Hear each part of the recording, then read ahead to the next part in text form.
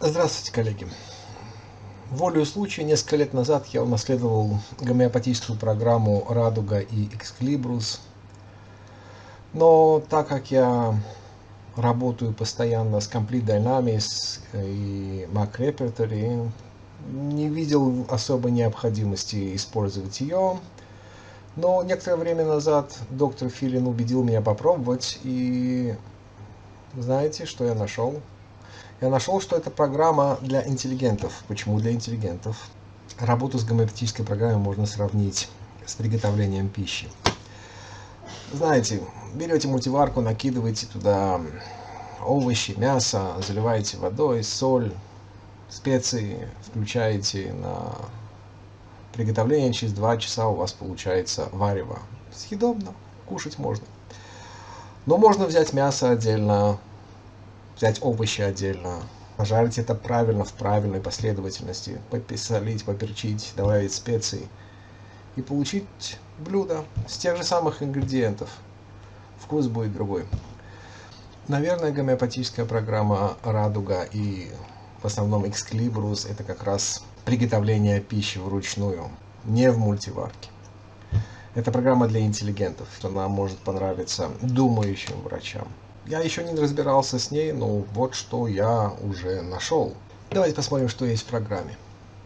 Книги, библиотека, скажем так, не очень большая.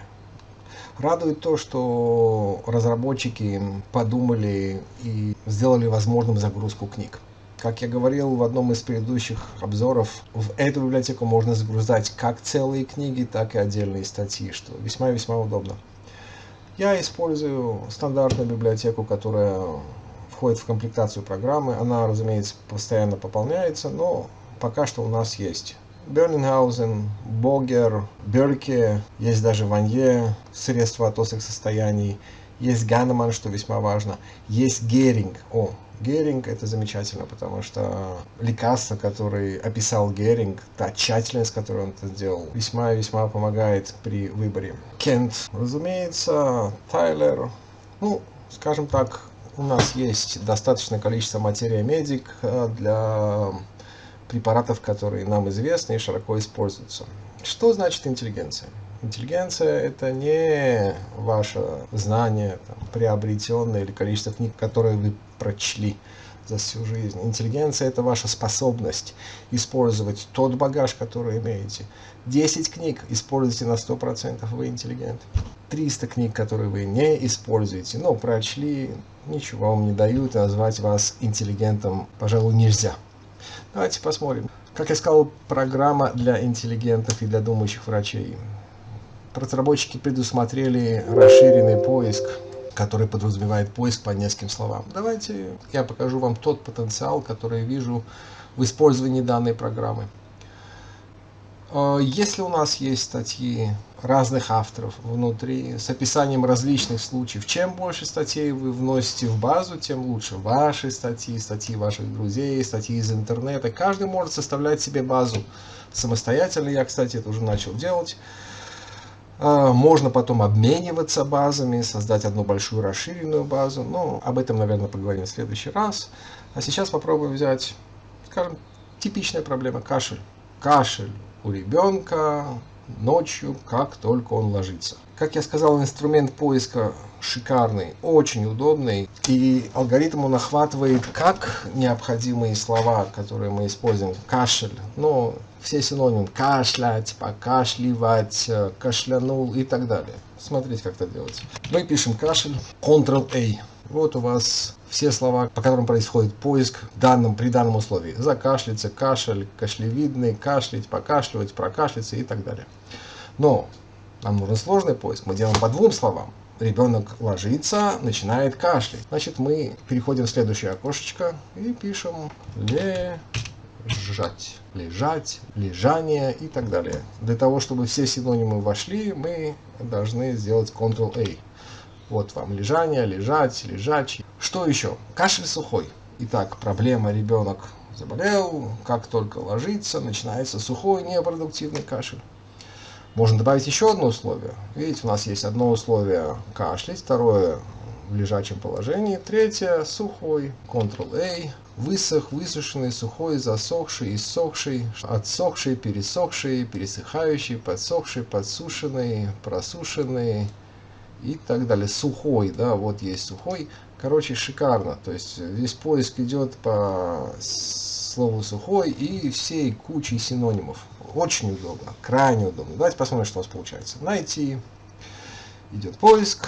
У нас появляется куча статей. Ну, как я ожидал, Геринг, Кларк, Липпе, Нэш, Фарингтон. Замечательно. Классика. Фатак. То, что нужно. Какие препараты мы имеем, посмотреть можно легко. Вот это лекарство перетаскиваете сюда в самое начало. У вас получается, соответственно, вот аконит, алюмина, апис, арсеникум, барит карбоника и так далее. Теперь, что вы делаете? Если вы уже делаете для себя, в данной программе можно сохранять для себя тот алгоритм, который вы создали, или ту закладку, которую вы создали. Вы просматриваете статьи и отбираете из них те, которые считаете релевантными. То есть вы включаете препараты в некую рубрику, которую создаете для себя. Для того, чтобы создать рубрику, вернем лекарство обратно и пишем здесь создание рубрики.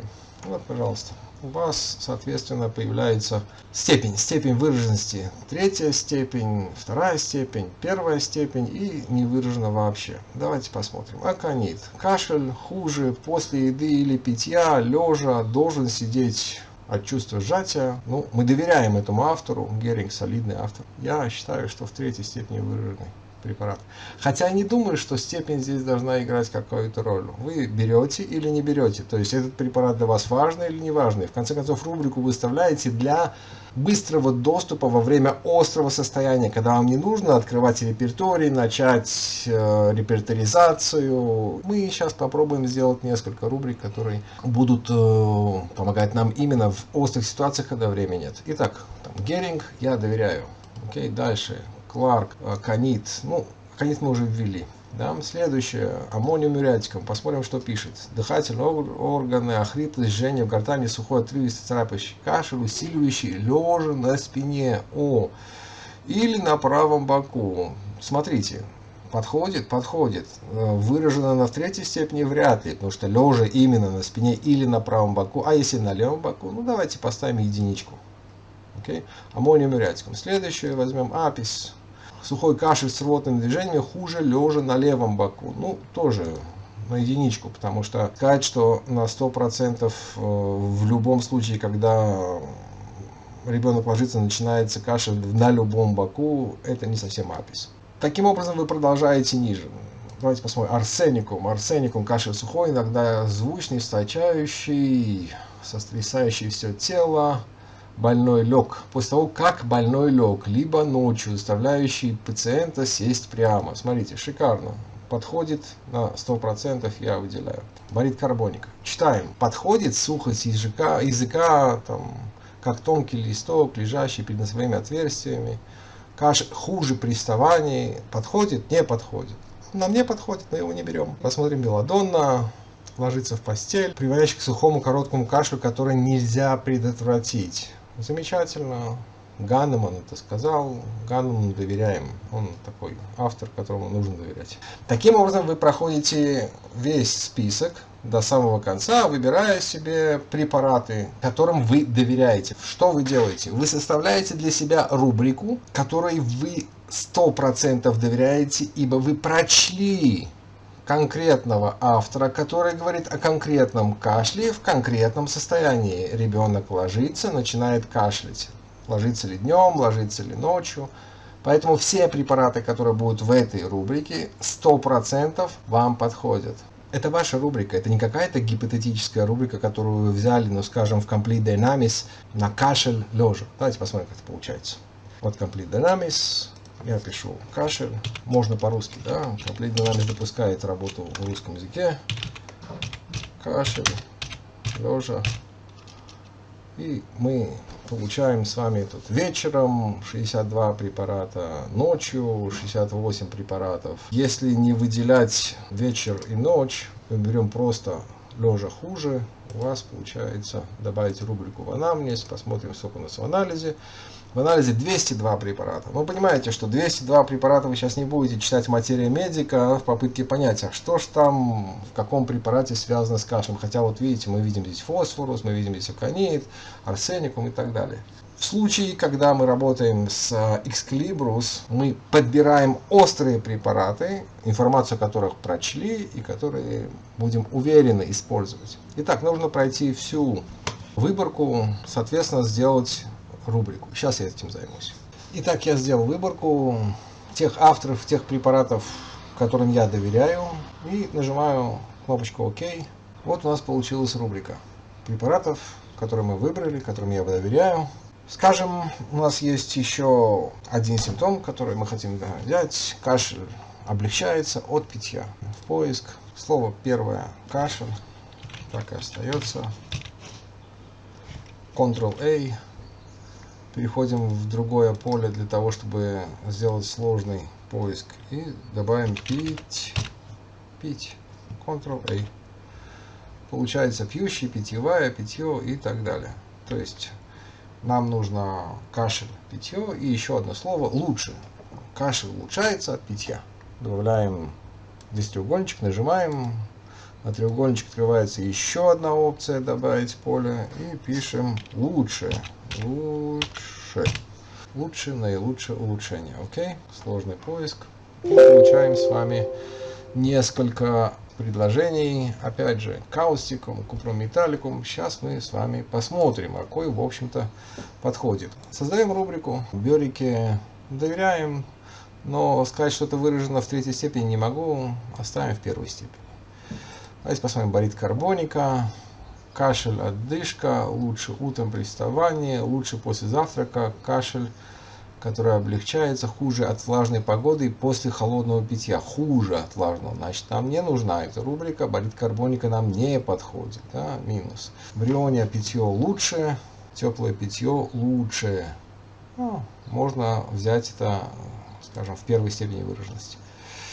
Капсикум, питье холодной воды улучшает кашель.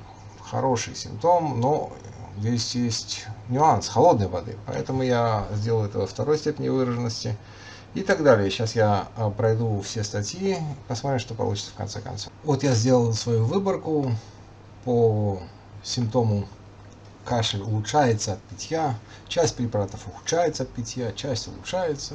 Вот оказалось небольшое количество препаратов, давайте их посмотрим. Итак, мы получили наши две рубрики. Теперь для удобства можно их переименовать и сохранить, соответственно. Да? Давайте нажмем первую «Сохранить». Это рубрика, которая имеет отношение к лежать. Кашель хуже лежа. Как удобно, так и называйте эту рубрику. Главное, чтобы вам было понятно. Делайте Enter.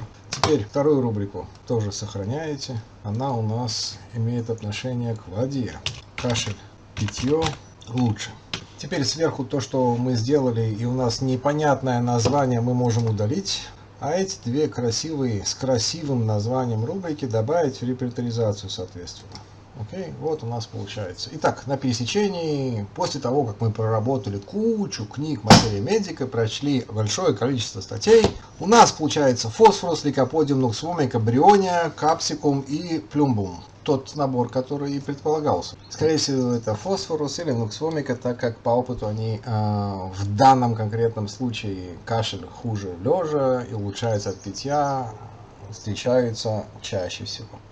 Можно взять дополнительные рубрики и таким образом составлять ваш собственный репертуарий. Он сохраняется. Это ваш репертуарий. В следующий раз, когда у вас будет случай, вам не нужно будет идти в репертуаризацию и искать, составлять каждый раз по новой. Вы можете взять конкретные рубрики, которые чаще всего встречаются у вас на практике, и делать репертуаризацию. Разумеется, я должен уточнить, что чем больше книг в вашей библиотеке, тем один раз вы сделали вашу рубрику, каждый раз можно дополнять в нее препараты. Я буду делать такие короткие обзоры по различным генетическим программам. На практике я пользуюсь всеми, поэтому сейчас это Радуга и Xkilibrus. В следующий раз я сделаю что-то по Complete Dynamics. В следующий раз, может быть, по радару. Потом по MacRepertory Reference Work. Это все, коллеги. Удачи вам в практике. Радости в познании. С вами был Егуда Куршин, Школа гомеопатов.